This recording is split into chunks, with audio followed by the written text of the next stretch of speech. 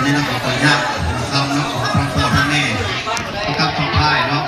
วันนี้แล้วนั้นมือดีงานดีเนาะเพราะว่าเข้าทุกฐานและงานอวอร์ดนี้เนาะได้มีกำลังมาหาพ่อหาแม่ที่เขาพ่อเป็นแม่ครับ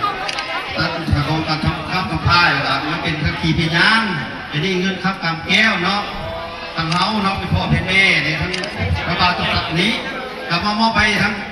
พ่อแม่ลุงตาเงินคำขับเกี่ยวเขาดอด้วยการทั้งในการทั้งตีดูมีอย่างมีมุดทะเลอะไรนั่นเนี่ย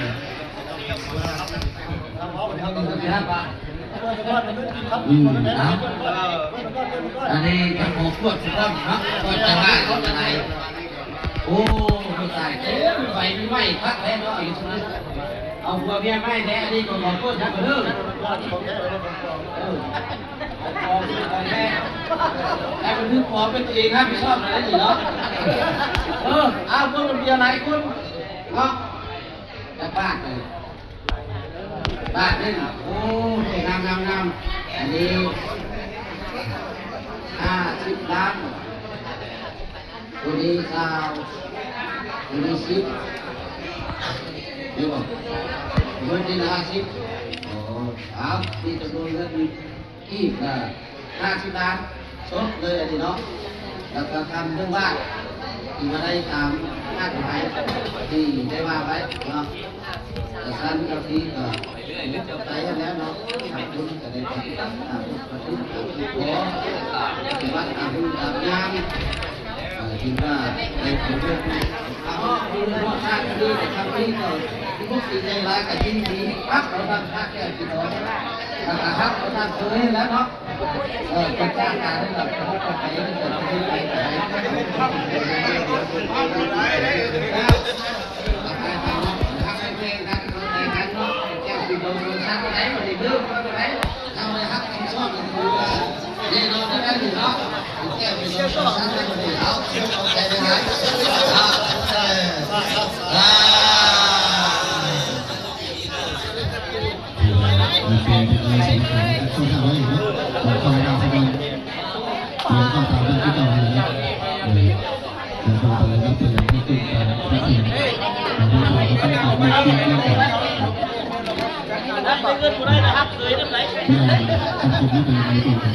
ในการต่อไปเนี่ย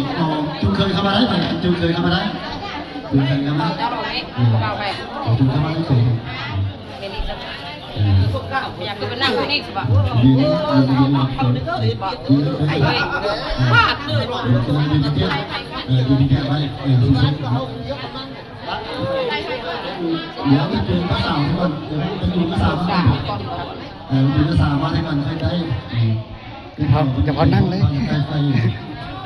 เดี๋ยวจะกินมันผัวทำเนี่ยแต่พี่ผัวเมียเราพร้อมจะใกล้น้ำอย่างนี้เขาแค่ว่าเราใกล้น้ำเดียวเนาะยืนแต่คนได้สองเดียว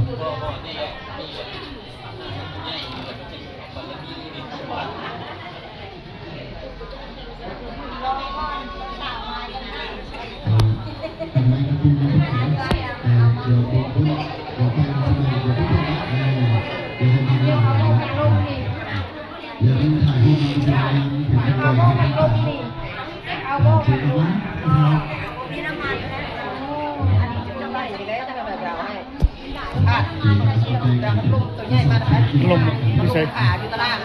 ลำใกล้เชียง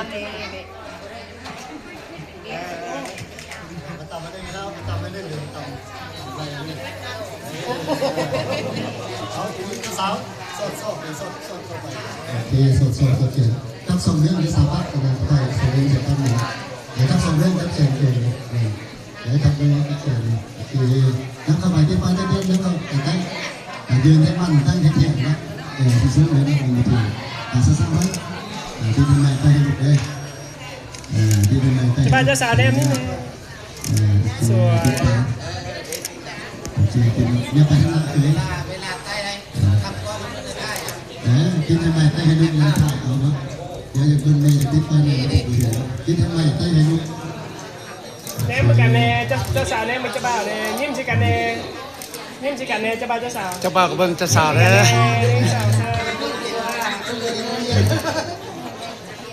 ได้เนาะโอเคมาสัมภาษณ์เนาะ ปีหน้ามันนี่มันนี่ เดี๋ยวดูงานเป็นความสัมพันธ์ 1 2 1 2 3 1 2แน่มือกันแน่1 2 เดี๋ยว 3 งานเซ็ตกันไว้ โอเค ภาษาเป็นอาจูอาที่บอก แล้ว โอเคอันนี้ต้องมีลึกขึ้นไม่ต้องสอบนะเดี๋ยวจะสาวไปพูดทั้งหน้าเดี๋ยวที่มาไปพูดทั้งหน้าเดี๋ยวที่ ลมมาใส่ให้นี้ เดี๋ยวข้างละสอบไปเอา4ข้างละสอบไปเตรียมรับเตรียมได้สามารถได้เดี๋ยวมดไฟเดี๋ยวถ่ายรูปด้วยนะหันหน้ามากันหันหน้ากันเสียมดไฟครับ บินไฟไหม มันไปเตรียมกันได้เลยนะพี่ซ่าอย่างนี้นับ1 2 3เดี๋ยวปึ๊บเดียว1 2 3ปึ๊บโอเคได้ป่ะครับสัมภาษณ์ ได้แล้ว คุณตัวละอย่างนี้ต